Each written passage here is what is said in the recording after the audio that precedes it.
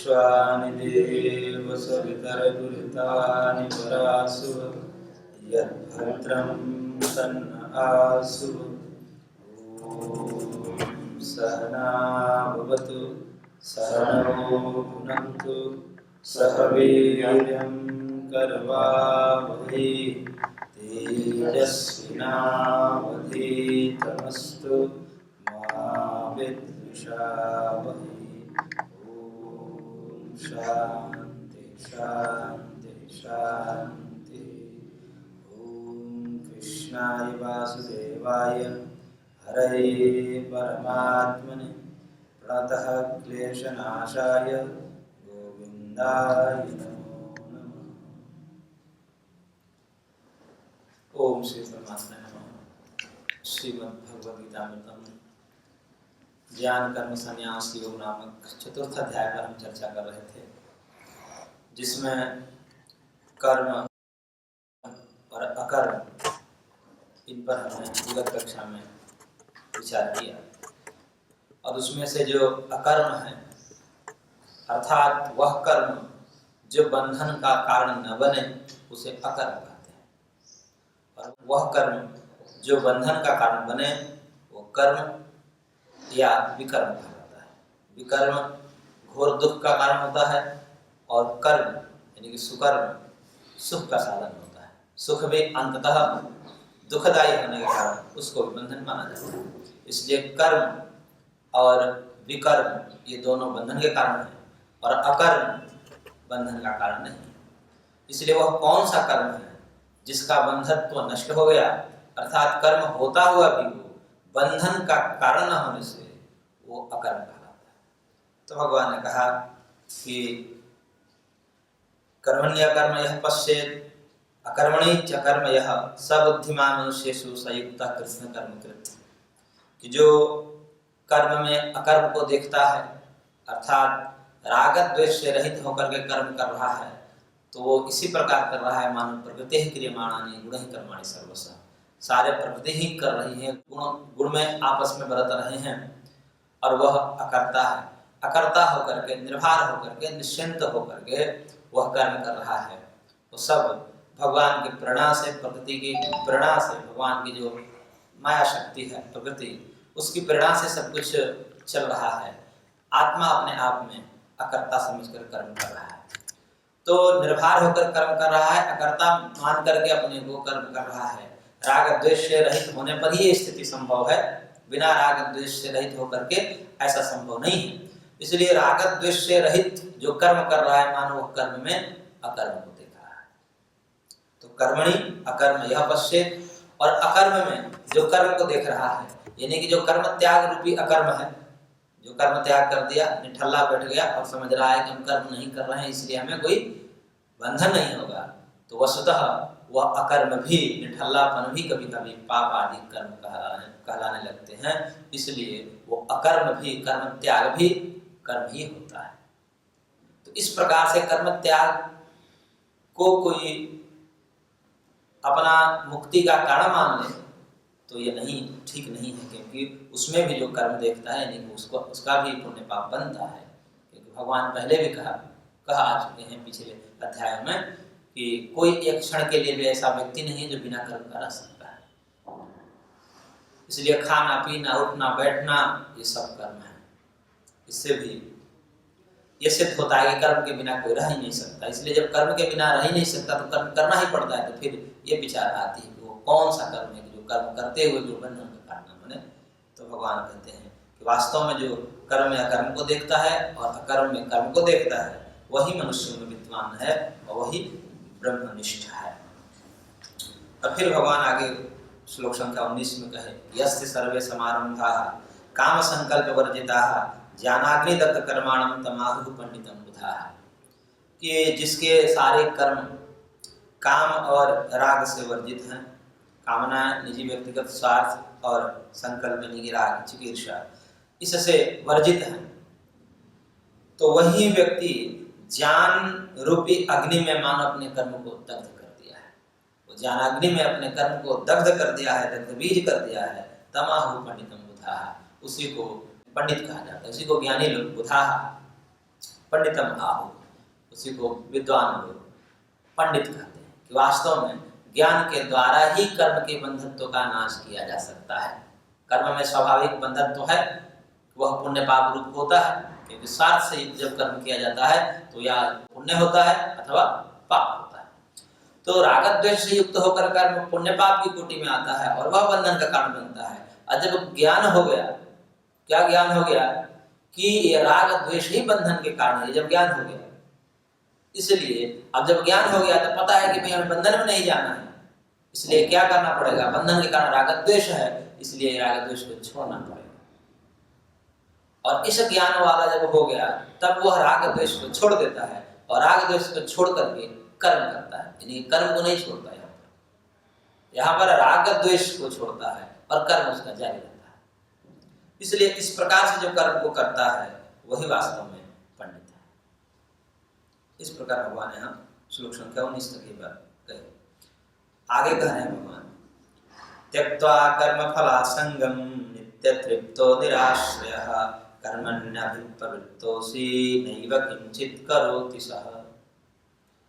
वास्तव में कर्म करते हुए वो कौन सा व्यक्ति है जो कर्म नहीं कर रहा है, कर्म करते हुए मानो कर्म नहीं कर रहा है, तो कह रहे हैं कि कर्म फलासंगम त्यक्त्वा निराश्रयः नित्य तृप्ता। जो कर्म फल की आसक्ति को, संग मतलब आसक्ति को, राग को त्याग करके, कर्म में भी राग होता है और फल में भी राग होता है। कर्म में राग को कर्मासक्ति बोलते हैं और फल में राग को फलासक्ति बोलते हैं। तो कर्म और फल इन दोनों में आसक्ति है, राग है, इसका त्याग करके, नहीं कर्मासक्ति और फलासक्ति दोनों का त्याग करके। कर्म में आसक्ति होती है, मैं कर्म कर रहा हूँ, मैंने ये किया, मैं नहीं होता तो ये नहीं होता, ये नहीं हो सकता, मैं ही सब कुछ कर रहा। इस प्रकार से मैं कर्म में जो ममत्व है, अहंकार है, इस अहंकार का भी त्याग करना है। मैं कर्म कर रहा हूं ऐसा नहीं, मेरे द्वारा करवाया जा रहा है, करवाने वाले भगवान। इस प्रकार से अपने अहंकार को विगलित करके कर्म से आसक्ति को हटाया जाता है।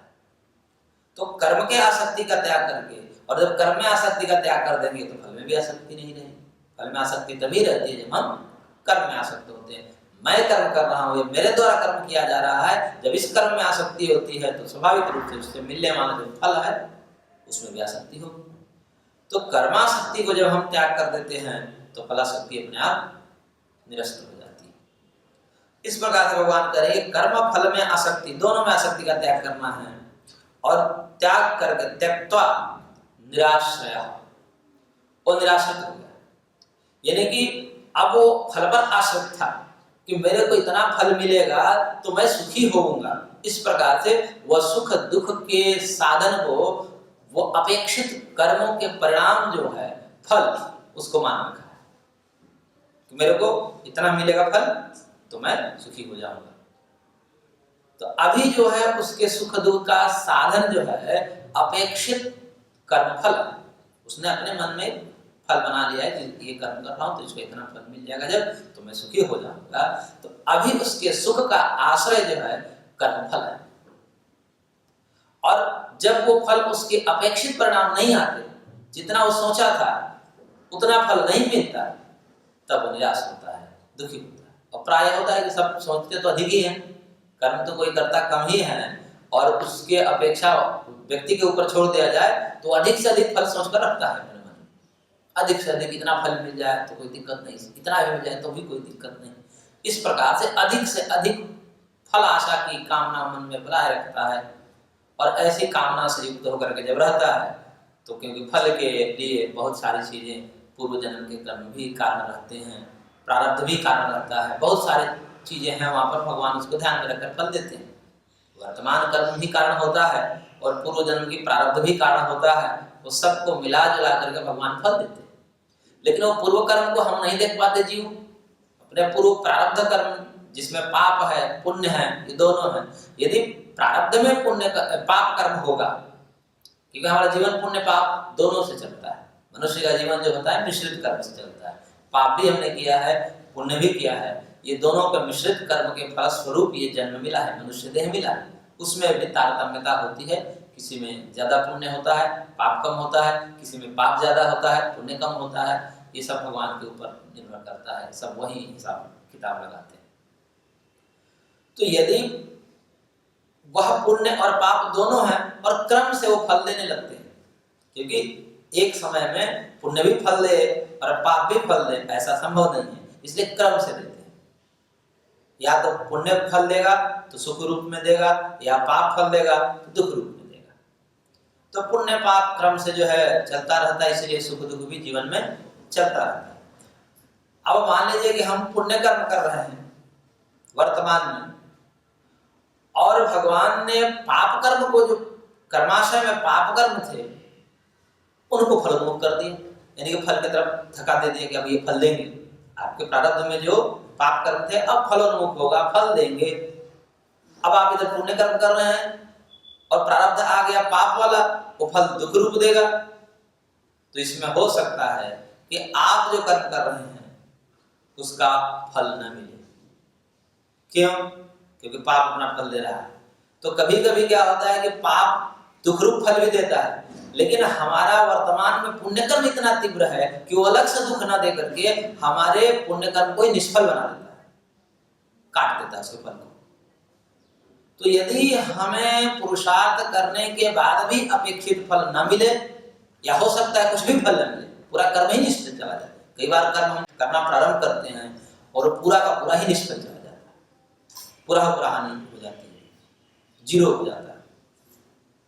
तब उस समय हमें यह सोचना चाहिए कि हमने कर्म तो ठाना था शुभ कर्म, परंतु इसका परिणाम शून्य हो गया।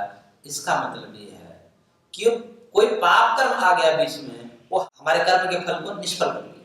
क्योंकि पाप कर्म है, फल दिए बिना रहेगा नहीं, या तो दुख देगा या आपके पुण्य कर्म को काट देगा। परंतु ये ध्यान रखना चाहिए कि कट गया तो ठीक हो गया, अन्यथा वो अलग से दुख देता है। क्योंकि यदि आप ये कर्म नहीं करते तो उसको अलग से दुख देना होता है, लेकिन यहाँ पर कभी कभी पाप कर्म अलग से फल न देकर के दुख रूप हमारे पुण्य कर्म जो होते हैं उसको निष्फल बना करके फलदायी हो जाता है। तो ये कर्म फलों की बड़ी जटिलता है। भगवान पहले भी कह चुके हैं, घना कर्मणो गति, ये कर्म की गति तो बड़ी विचित्र है।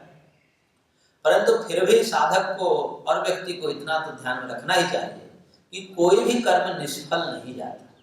यदि हम कर्म कर रहे हैं तो चलो हमारा पाप तो कम से कम कट गया, पुण्य हमने कर्म किया, पुण्य कर्म का जो फल सुख रूप होना चाहिए था वो नहीं मिला, लेकिन दुख तो नहीं मिला, प्रारब्ध कट गया। ये अंदर में क्रिया चलती है। इसलिए जब हम ये सब जान लेते हैं, ये सब थोड़ा सा कर्म फल और उसकी थोड़ी सी व्यवस्था को जान लेते हैं, तो फिर निश्चिंत हो जाते हैं। यदि हमें पुण्य कर्म करते हुए फल नहीं मिल रहा है तो हम ये समझ लेते हैं कि हमारा पाप नष्ट हो रहा है। पुण्य से पाप भी नष्ट होता है और पाप से पुण्य भी नष्ट होता है। तो इस प्रकार से हम जो है उस जो प्राप्त फल है, उस प्राप्त फल या अपेक्षित फल जो हमने मन में बना रखी है धारणा कि इतना मिलना चाहिए, और यदि नहीं मिलता है तो हम दुखित हो जाते हैं। और जिन्होंने फलाशा ही त्याग दिया, मेरे को कितना मिलेगा, क्या मिलेगा, मेरे को कुछ नहीं चाहिए, बस मेरे को कर्म करना है। क्योंकि उसको पता है कि कर्म ही इस जीवन के सिद्धि का एकमात्र प्रयोजन है, एकमात्र सिद्धि का कारण कर्म ही है, इसलिए हमको कर्म करना ही पड़ेगा। फल मिले अथवा ना मिले इसकी चिंता मुझको नहीं। अब फल में आसक्ति नहीं है, अपेक्षित परिणाम क्या होंगे इसको, उसमें उसको राग ही नहीं है, तो वो निराश्रित हो गया। इसको कहते हैं निराश्रित हो गया, फल के प्रति आश्रित अब नहीं रहा, बस कर्म पर उसका पूरा ध्यान केंद्रित है। तो इस प्रकार से भगवान ने कहा कि जो निराश्रित है और फिर कैसे है, नित्य तृप्त, फल पे उसकी तृप्ति आश्रित नहीं है। कितना मेरे को सुख मिलेगा तब मैं तृप्त हूँ, नित्य तृप्त है, जितना प्राप्त है उतने में ही वो तृप्त है। और अपने आत्मानंद परमात्मा में, हमारे अंदर परमात्मा विराजमान है, परमात्मा बैठे हैं, नित्य अंग संग है हमारे, और इसी को लेकर के निश्चिंत।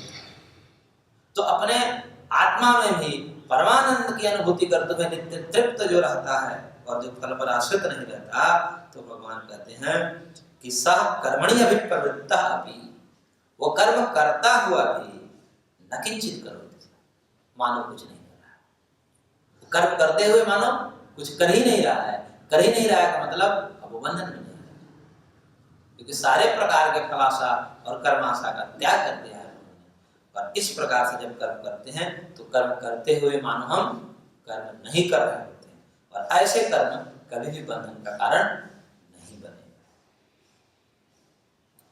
तो ये अकर्म है, सब अकर्म की यहाँ पर जिज्ञासा चल रही है, क्योंकि भगवान पहले कहे कर्म को भी तुम्हें जानना चाहिए, विकर्म को भी जानना चाहिए और अकर्म को भी समझना चाहिए। तो अब यहाँ पर अकर्म को समझा रहे हैं कि इस प्रकार से हम कर्म करें तो वह कर्म होते हुए अकर्म हो जाता है, यानी कि बंधत्व की शक्ति उसकी नष्ट हो जाती है। जैसे बीज भून जाता है तो उसमें अंकुरण की क्षमता नष्ट हो जाती है, ऐसे ही ज्ञान से राग द्वेष आदि हटा कर, ज्ञान से संभव, पहले हमने पढ़ा, शास्त्र के द्वारा पढ़ा समझा और फिर चेष्टा की कि नहीं अब हमको राग द्वेष नहीं करना है, और राग द्वेष का त्याग करके फिर कर्म करना है, कर्म छोड़ना भी नहीं है, कर्म करना है लेकिन राग द्वेष नहीं करना है। ये सब ज्ञान पूर्वक जब हम कर्म करते हैं तो मानव ज्ञान अग्नि में और हमारे कर्म भस्म हो गए। कर्म भस्म हो गए का मतलब कर्म नष्ट नहीं होगा, कर्म का बंधन तो नष्ट हो गया और वह कर्म बंधन का कारण। तब आगे भगवान और कह रहे हैं श्लोक संख्या 21 में, निराशीर्यत चित्तात्मा त्यक्त सर्व परिग्रह शारीरम केवलम कर्म कुर्वन्नाप्नोति किल्बिषम्। करे भगवान की यत चित्तात्मा त्यक्त सर्व परिग्रह, जिसका अंतःकरण मन बुद्धि इंद्रियां इत्यादि जिसने जीत लिया है, जो जितेंद्रिय है, क्योंकि कर्मयोग में इंद्रिय जयता बहुत आवश्यक है। जितेंद्रिय होकर बार बार इंद्रियां सुख लेने की चेष्टा करवाएंगी। आपके पास कर्म है, कर्म कर रहे हैं और वो संसाधन तो सामने है ही, तो बार बार इंद्रियां उन संसाधनों से, उन सुख की सामग्रियों से स्वयं के सुख लेने की चेष्टा करेंगी। इंद्रियां बार बार कहेंगी, क्योंकि इंद्रियों में ये तो पूर्व में ही भगवान ने कहे कि कहाँ कहाँ ये राग और काम जो है ये निवास करता है, इंद्रियों में निवास करता है, मन में निवास करता है, बुद्धि में निवास करता है। तो ये मन बुद्धि इंद्रियों के यदि हम नियंत्रित नहीं करेंगे तो फिर व्यक्ति भोगी हो जाता है, निष्काम कर्मी न होकर सकाम कर्मी हो जाता है। पूरा का पूरा कर्म जो है व्यक्तिगत फल भोग के लिए करता है। इसलिए जिसका अंतःकरण इंद्रिया आदि संयमित है, जीता हुआ है, जो जितेंद्रिय है, और त्यक्त सर्व परिग्रह, जिसने समस्त भोग की सामग्रियों का वास्तव में मन से परित्याग कर दिया। शरीर से संग्रह दिखेगा, किसके पास बहुत से धन है, सामग्री है, संसाधन है, वैभव है, सब कुछ दिखेगा, लेकिन अंदर से त्याग कर चुका है, क्योंकि वो सारे संसाधन, सारे विषय व्यक्तिगत भोग के लिए नहीं है, वो सब परमार्थ के लिए है, दूसरे के सुख के लिए है, व्यक्तिगत सुख नहीं ले रहा है। इसलिए मानव मन से त्याग कर दिया है। शरीर से तो पकड़ा रहेगा लेकिन मन से त्याग कर दिया, क्योंकि अब मन में उसका तो केवल एकमात्र भगवान है। मन में भगवान है, इसलिए संसार तो शरीर से है, क्योंकि संसार से ये शरीर बना है, संसार का अंश है, और मन जो है, आत्मा जो है, भगवान का अंश है। इसलिए जो जिसका अंश है उस अंश को अंशी में लीन कर दीजिए, यही कर्म योग है। आत्मा भगवान का अंश है, इसलिए आत्मा को भगवान में लीन कर दीजिए, यानी कि अपने आत्मा में भगवान को बसा लीजिए। और शरीर जो है ये जगत का अंश है, क्योंकि जगत के ही अन्न आदि खा करके बढ़ा हुआ है, इसलिए शरीर को जगत में लगा दीजिए, जगत की सेवा में लगा दीजिए, और आत्मा को भगवान में लगा दीजिए, यानी कि अपने आत्मा में भगवान को बसा लीजिए और शरीर से कर्म करते रहिए। तो जो जिसका अंश है उस अंश को अंशी में तल्लीन कर दीजिए, शरीर को संसार में लगा दीजिए, आत्मा को भगवान में लगा दीजिए। इस प्रकार से जो करता है वो मानो करते हुए भी कुछ नहीं करता। तो जिसके सारे भोग सामग्री परित्यक्त हो चुके हैं मन से, यहाँ पर परिग्रह का मतलब त्यक्त सर्व परिग्रह, यानी कि मन से त्याग किया है, शरीर से त्याग नहीं, शरीर से तो उसके संसाधन आसपास रहेंगे। तो मन से जिन्होंने त्याग कर दिया है वो कैसा हो गया है? निराशी, निराशी हो गया, यानी कि आशा का त्याग कर दिया है, आशा का त्याग कर दिया है। मैं मुझको इस कर्म का ये फल मिले, ये सब उसके आशाएं त्यक्त हो चुकी हैं, इसलिए वो निराशी हो गया है। और केवलम शारीरम कर्म कुर्वन्, केवल शरीर से कर्म करता हुआ न कि विषम आपनोति, वह फिर पाप को प्राप्त नहीं होता। केवल शरीर से, ये ध्यान देने योग्य बात है, मन से नहीं कर रहा है। मन में नित्य भगवान का ही चिंतन चल रहा है, उसको ये पता है कि ये जितने कर्म हैं वो सब भगवत प्राप्ति के लिए है, इसलिए मैं भगवत स्मरण नहीं छोड़ सकता। भगवान की स्मृति पूर्वक कर्म करता है, तो मन से वो कर्म नहीं करता, मन से तो भजन कर रहा है। ये सारे कर्म भगवान की उपासना के लिए है, भगवान की भक्ति के लिए है, भगवान की प्राप्ति के लिए है।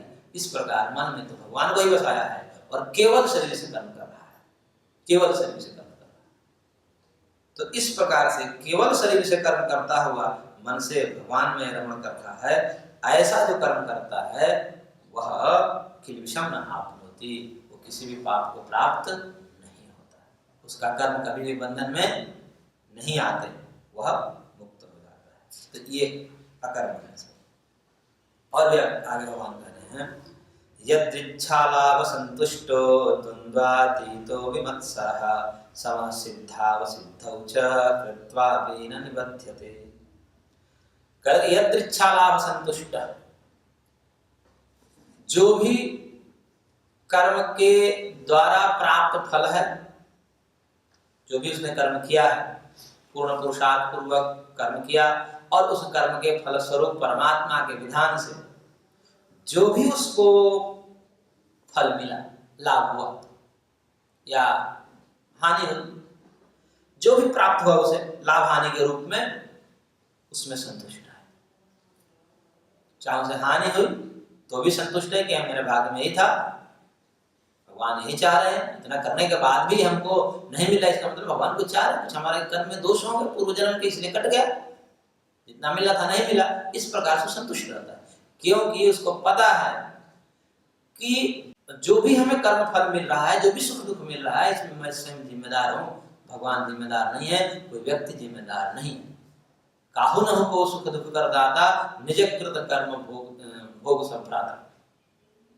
लक्ष्मण जी निषाद राज को उपदेश देते हुए कह रहे हैं कि कोई भी किसी के सुख दुख का दाता नहीं होता, उसके निज कृत कर्म ही उसके फल के रूप में दिलवाते हैं, लेकिन बाकी सब निमित्त बन जाते हैं। इसलिए लोग को लगता है कि इसके द्वारा मेरे को फल मिला है, तो यही मेरे फल के प्रतिकार हैं, चाहे वो लाभ हो या हानि। ये सब निमित्त मात्र हैं। आपको मिलना है तो भगवान किसी को भी माध्यम बना सकते हैं। इसलिए ये सोचना चाहिए कि जो भी हमें सुख दुख के रूप में प्राप्त है वो हमारे ही पूर्वकृत कर्म है।